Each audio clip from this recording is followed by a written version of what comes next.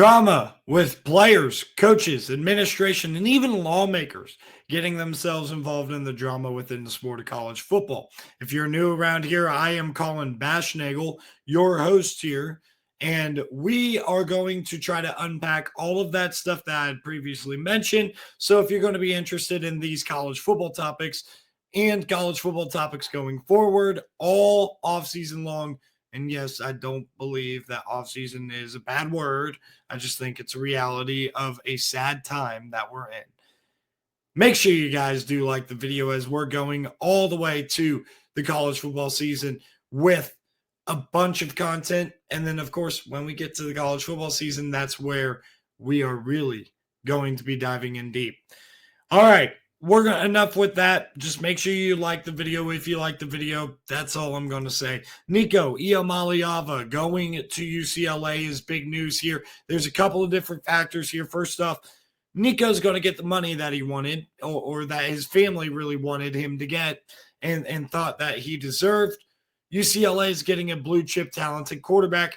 This is where it works out. But the thing is Nico has to settle with the idea that UCLA is just not a ready to win now type of program. They're still kind of in that rebuild mode, and they're going to try to make the team better with the addition of Nico. Dakari Collins is a player that they're going after aggressively right now in the portal, for example, the wide receiver from NC State. So it's not like UCLA is going to sit still and try not to improve, but we got to remember Nico Iamaleava has 3 years of eligibility remaining going forward, starting with this upcoming year. So he can wait around a little bit, and I think he will. I think part of the reason why money was important was because he felt like he wasn't going to be ready for the NFL in after his 3rd season, the way that maybe Arch Manning can be confident that he's going to be ready for it. And the other thing about it, too, is this could influence UCLA going into year 2 with Nico to really dive in on this football team and try to make them as talented as possible around the blue chip former 5-star quarterback. So it'll be interesting to see how this all plays out with UCLA. I don't really expect this to change too much about the outlook of their upcoming 2025 campaign, but I will say this is definitely very promising for both sides, that he could get out of the limelight, number one. If they're not winning necessarily, they're not going to be in the national spotlight. And though you'll see comments and a little bit of spiteful stuff here and there from SEC fans, including Tennessee fans, about Nico, he's not going to be the focus of the college football world the way that he has been for the past 5 or 6 days. Now, when you talk about the difference in the media portrayal, this kind of goes to show who is responsible and respectable and who is not. This media portrayal of Nico and blaming this 20-year-old kid for trying to chase the money, which was very influenced by family. If you go and do your research on the situation, it seems a lot of people in the know are just very convinced that this is the case. You got people like Paul Feinbaum and Stephen A. Smith spewing off about, I don't even know what, how Nico, it's not a win for him to go to UCLA and trying to kind of rain on his parade that's already been rained on. It's a torrential downpour on his little parade, I guess. Whatever you want to call it, whatever happened last week, that was not what Nico wanted it to come down to. I guarantee you that. And Paul Feinbaum, being the SEC homer that he is and Tennessee homer that he is going to spew a load of crap and diminish this kid's name. But then you listen to people respectable. Kirk Herbstreit, deflecting the blame where it belongs. The situation doesn't happen without irresponsible leadership at the top level of the sport. Urban Meyer basically saying, I don't blame Nico whatsoever. This isn't Nico's fault. None of this was Nico's fault. And even like if you listen to Josh Pate, for example, who's in the bigger media sphere of the college football world, he went on about 20 to 30 minute tirade that was all just wonderful and really pitching his case to what is going on with the sport and giving you a dose of reality. And if you need a dose of reality out there, I guess Josh Bate is the guy to listen to. So ultimately, when you're talking about college football media, you got to know who to trust, who to listen to. And you also, and this is just the media in general beyond college football, but I talk college football here. So I'm just going to keep it with college football. Whoever is reporting whatever it is, make sure that they are getting all the details correct, that they care about the facts, that they care about what they're saying having an impact on these players. As long as they care about that, then I think you can find yourself some reliable people. It's really not that hard to be reliable in the college football media sphere. All you got to be is honest, do your due diligence and research, have some integrity. And some of these people just, unfortunately, do not, including people who got their hands on this story. Troy Taylor. Man, I'm going on a tirade with this one because Troy Taylor is coming out claiming wrongful termination. He released a long statement. Not even really that long. I guess I'm being dramatic. It just felt pretty long. He touched on essentially every detail of his dismissal and his firing. I mean, there's no other way to paint it.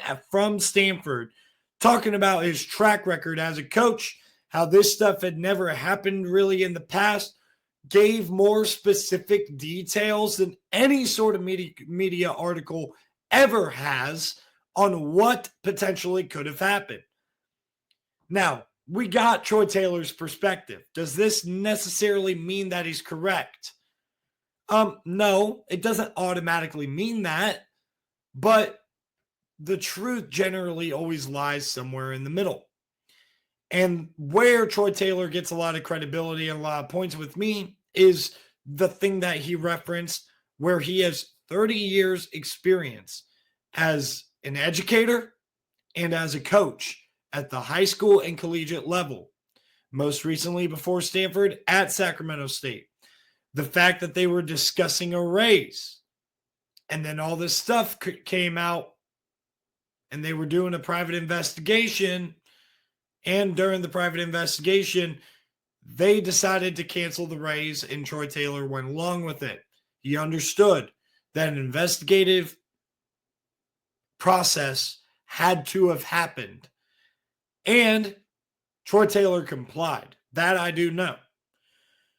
Where this went wrong at Stanford, it's pretty simple. Somebody involved with the front office, the athletic department, the investigation, somebody somewhere gave the information out to the media. And it could have been an even bigger thing, like Stanford's whole athletic department or a lot of their athletic department is truly in cahoots when it comes to this.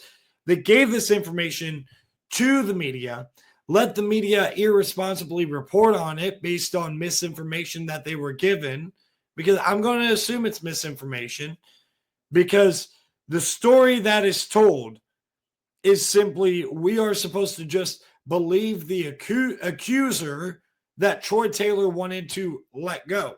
Now, I'm not saying the accuser could not be telling the truth. I'm not saying that at all.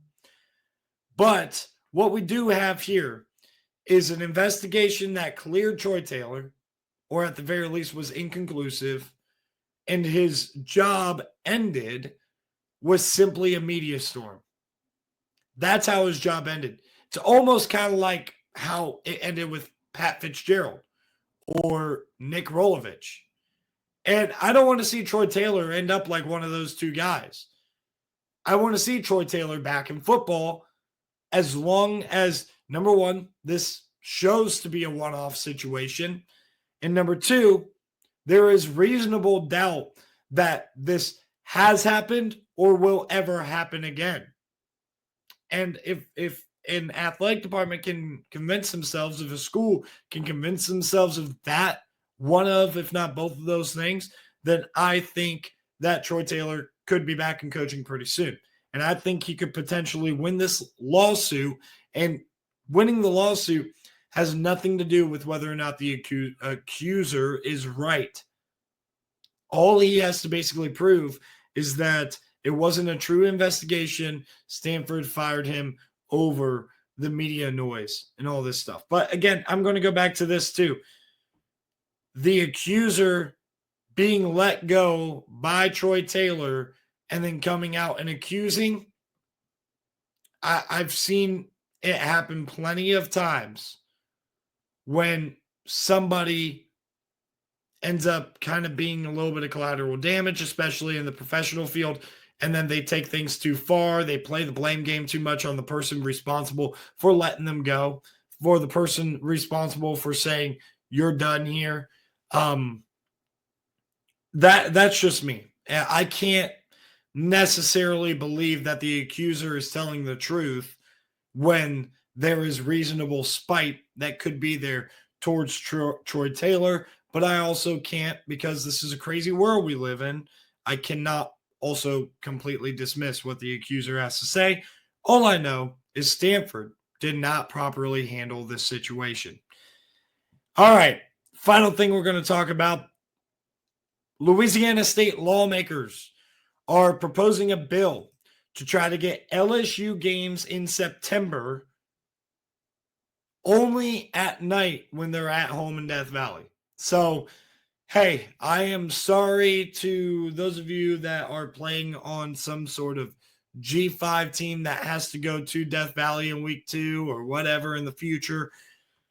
This is going to be a weird and interesting thing, and I'm wondering if this change is necessary. Now, this goes back to the UCLA game last year when it seemed like all the reports happened just from the stands, but a lot of folks calling in some medical help for heat stroke symptoms and overheating and dehydration and stuff like that. Now, some of that stuff, the individual person has the liberty to control, but also some of the stuff is just like LSU cannot be liable. Like I get that. For example, if you go to a game and it's 102 degrees with 80% humidity and you don't drink any water that whole day, you're just shooting whiskey or drinking beer. Yeah. That, my friends, is you kind of doing that to yourself, and the heat's not doing that to you. You're being irresponsible. You got to hydrate up, right? You got to make sure you're drinking water if you're going to a hot game. It gets hot in other stadiums. It gets hot in Florida. It gets hot at LSU. It gets hot in Texas. Have more of a dry heat out there, but you get the picture, right? But since LSU saw the safety concerns, and this is the State University of Louisiana, I understand why they're doing this. And I think the changes are necessary. And guys, have you met LSU fans out there? Okay, I'm not trying to take any shots at you guys. You guys are very smart people, but they like to have some fun out there in Death Valley. They're not going to be thinking about heat stroke and drinking water, making sure that they're hydrated. No, they're going to have some fun, and they're going to absolutely heckle the crap out of the opponent that's going to come out of the opposing team's tunnel. That's just how it is, right? So this, though it seems like an extreme measure, and who really wants to like be encouraging more games at night in Death Valley? I mean, I guess I will. Why not? But the big problem the SEC is going to have with this is, how are we going to put LSU at night every single week when we got other teams that want that primetime slot too? That's going to be a tough one for the SEC to figure out. We'll see if they figure it out. But the bottom line is, for the state legislature, state representatives of Louisiana to want this after reports that happened last year during that UCLA game, I think that it's rather responsible to make sure stuff like this does not happen in the future, even if they're not to blame, and even if the individual, in my opinion, should be a little bit more responsible. I think it's definitely smart. Guys, not my best performance of the night. It is late out here. I have work early in the morning. Been a long day, a good day, but a long day nonetheless. And I did my best to report the college football news today. Hopefully, you guys enjoyed it enough to continue on to tomorrow. And I will be back tomorrow, another later video, more than likely tomorrow and Friday. So make sure you guys keep an eye out for that stuff. But until then, I'll see you guys in the next one.